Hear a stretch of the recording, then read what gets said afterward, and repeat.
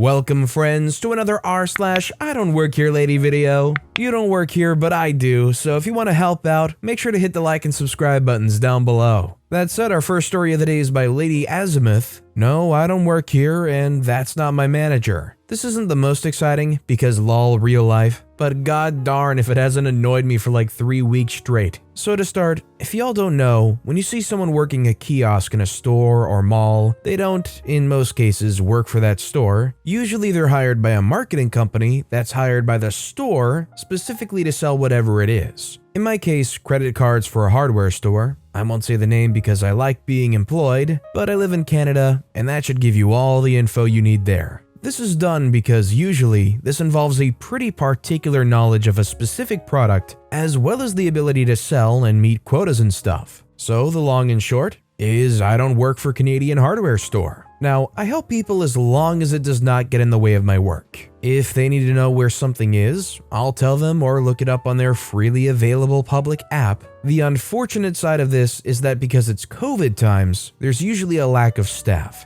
And if you answer one person's question, it attracts like 4 other people with questions. One day, I was working a later shift than usual, and I was doing my thing and someone asked for directions for an item. I knew where it was off the top of my head, so I answered. Meanwhile, an older gentleman that looked a bit run down was glaring at me. Now, I paid no mind because I have a resting witch face myself, so I don't pay attention to foul looks alone. He, however, wasn't saying anything, so I launched into my sales pitch for the card, and then he started walking away. So I trailed off and stopped. When I stopped, he stopped walking, spun on his heel, and looked at me. The following conversation went as follows. The gent said, "What?" I said, "Oh, I'm sorry. I was giving you my sales pitch, but you started walking away, so I stopped." He says, "I need you to do your job and get this random hardware tool out of the case." I said, "I'm sorry, I don't work for Canadian hardware store. I don't have the keys. If you find someone in a red shirt," the gent says, "You work for Canadian hardware store." I say, "I actually just work for the credit card place. I'm not a part of the Canadian hardware store team." He says, "Give me your manager." I say I'd have to call her personal phone, and as this is Canadian hardware store's business and not card company related, I will not be doing that.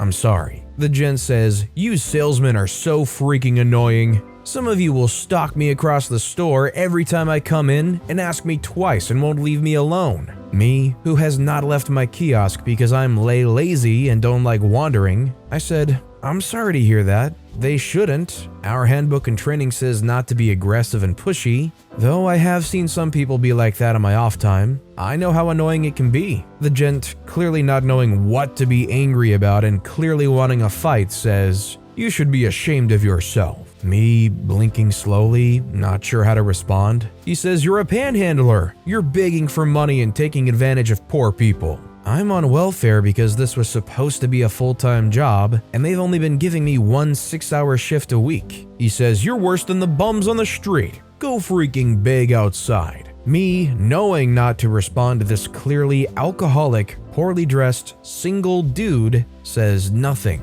He says, "I need you to get the tool out and then take me to your manager now."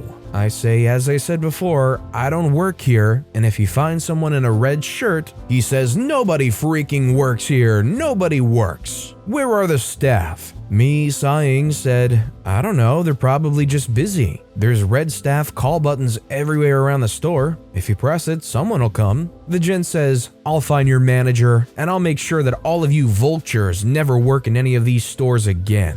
Obviously, nothing happened. Nobody said anything, nobody talked to me about it. The staff never said anything, and my managers never said anything, and it's because I don't freaking work for the store and don't have the darn keys, jerk. Like, I understand not knowing that originally, and I get why you may think that I would work there, but you would think the different outfit, the dedicated kiosk, the lanyard, and the fact that I told you thrice would point out that I don't work here. You hold a position that's associated with the brand, therefore you must be liable for all business under that brand. That's the logic of this gent anyways. Next thing you know, somebody's gonna be sweeping up behind the kiosk, and this guy's gonna pull him over saying, "You need to open this case for me." "Sir, I'm just the janitor." Do you think if you worked a job like this, that you could remain cool, calm, and collected even when you gotta deal with Karens like this? Let me know if you could keep your cool doing this job in the comments down below. Our next story is by Pickles000, stopped by customers at a different store than my job because of my uniform. Oh boy, I don't really know why I didn't think of posting this story sooner. It really had me puzzled for weeks. In hopes of keeping my privacy, I'll refer to my place of work as Blue Pet because it's a blue uniformed pet store. I would like to preface and mention that I've been at my job at Blue Pet for just over 2 years now, and overall have been working since I could. And being in Canada at that young allowed age really only left me with retail or customer service jobs. I've worked in grocery stores, food, and restaurants. I now have at least 6+ years worth of customer service and retail experience. This plays into my story because never in those years has this ever happened to me. I'm a part-time employee, but at this time, I was working 30 to 40 hours a week because of new employees quitting or whatever. Can't really remember now. Besides the point, my job came out with a rule that we must have transparent water bottles so they can clearly identify that we're drinking water. Because, you know, how unethical it would be for me to be consuming a root beer float when assisting customers with animal care. I needed a transparent water bottle. On my way to work one day, I stopped by a dollar store that's also located in the same strip of stores as my job's. Most Canadians know that any dollar store, no matter the name, Dollar Tree, Dollarama, etc., all have green colors as their theme. They wear regular t-shirts with a striking green apron. At Blue Pet, we wear a collared blue uniform shirt with either black or khaki pants. On our shirt, we have our name tag, the logo of Blue Pet, and either Blue Pet pins from seniority or achievements, or approved miscellaneous pins. I went in there with my uniform on to quickly grab a cheap water bottle until I had the time to get a better one elsewhere. I forgot about the rule on the way to work, hence my rush. As I was trying to locate them, I was stopped by an older woman. She said, "Excuse me, young lady." I say yes, clearly not professional in tone, trying to be as fast as possible. She says, "No need for the rudeness. Where is..." I say, "Ma'am, sorry, I don't work here," pointing at the logo on my uniform. She says, "But you have a name tag." Oh well, I guess I'll have to find another employee who actually wants to help me. I brush past her and find the water bottles, looking for one that didn't have some stupid stuff on it, just a plain one. Was stopped again, this time by a 30 to 40-year-old woman and her child, 12 to 13. I could tell that English was not their first language. She says, "Ma'am, show birthday bag?" I frequent this location so I know. I say, "Back wall on that side." Gesture to the very far wall as reference. She thanked me and they were on their way. I finally grabbed one, was on my way up to pay, and was stopped by the same older woman from before. This time with her husband, who apparently saw me helping the woman and her child. They were scowling at me. Oh well, don't care. Retail or customer service really runs down your care for people's upsetness, especially for such ridiculous reasons. I was stopped at least 2 other times other than these 2 incidents within the same visit. I understand it's busy, but if someone's wearing a completely different uniform, did not even have the same style of shirt whatsoever, would that not give you a clue as to them not working there? Especially if I was shopping and had my company's logo on it? It was beyond baffling. With all these people, the problem is they see somebody dressed up like an employee. They're not looking at logos, they're not looking for fine details. These aren't the overly observant people trying to find the finer details and double checking.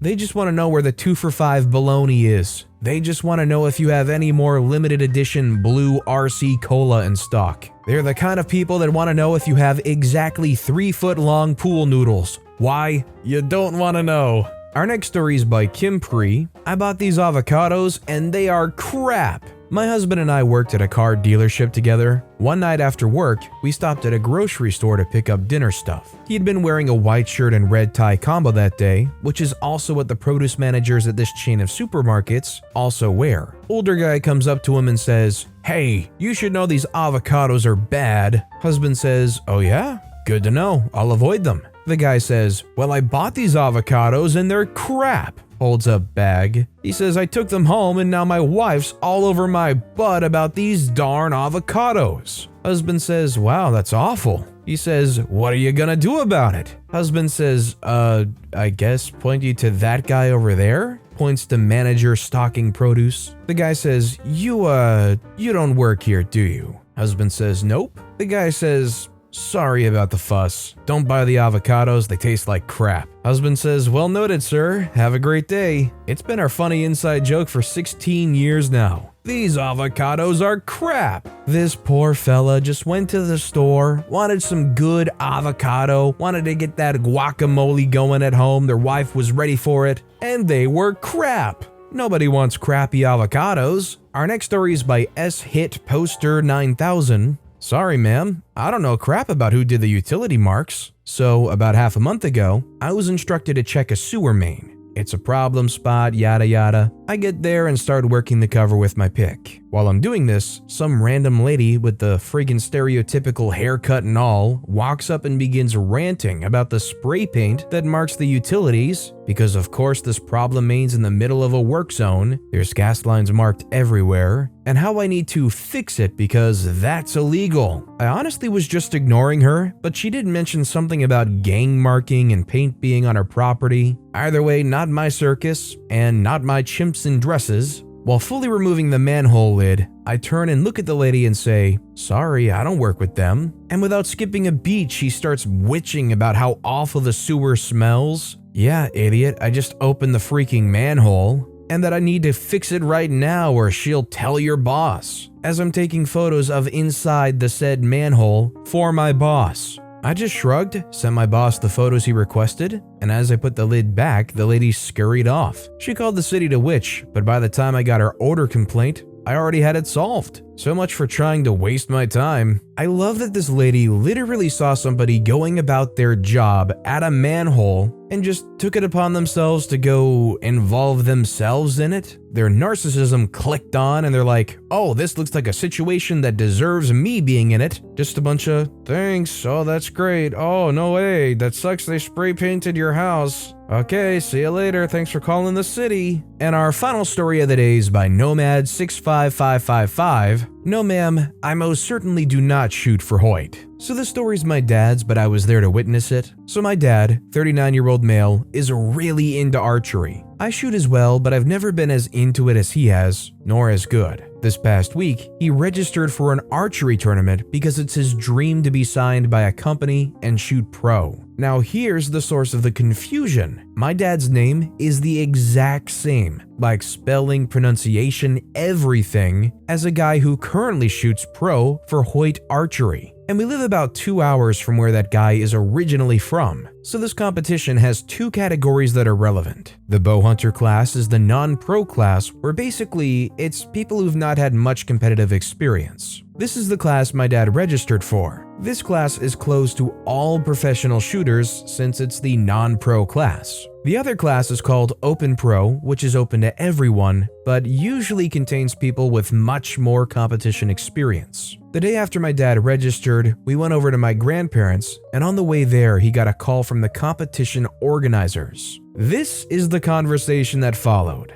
My dad will be D and the organizers will be AO. Dad says hello. The organizers say, "Hi, is this Dad's name?" He says, "Yes it is. May I ask who I'm speaking with?" The organizers say, "Yes, my name's Paul from organizer's name, and I wanted to speak with you about a few details regarding your registration to our competition. So I can see that you registered for the bow hunter class, is that correct?" Dad says, yes. They say, "Okay. When I saw that in the last 5 years, you competed professionally at venues such as Vegas and actually in our own arena, are you aware that we do not allow professional archers to compete in the bow hunter class? I also saw that you registered with an elite answer and not a Hoyt. Are you also aware that we do not allow pro shooters to shoot with anything but their signed brand?" Dad, trying to figure out where this missing 5 years of his memory are, says, "Yes, I'm aware of that, but I was never at any of those competitions, and I don't shoot professionally. I'm an engineer, not a professional archer." The organizers say,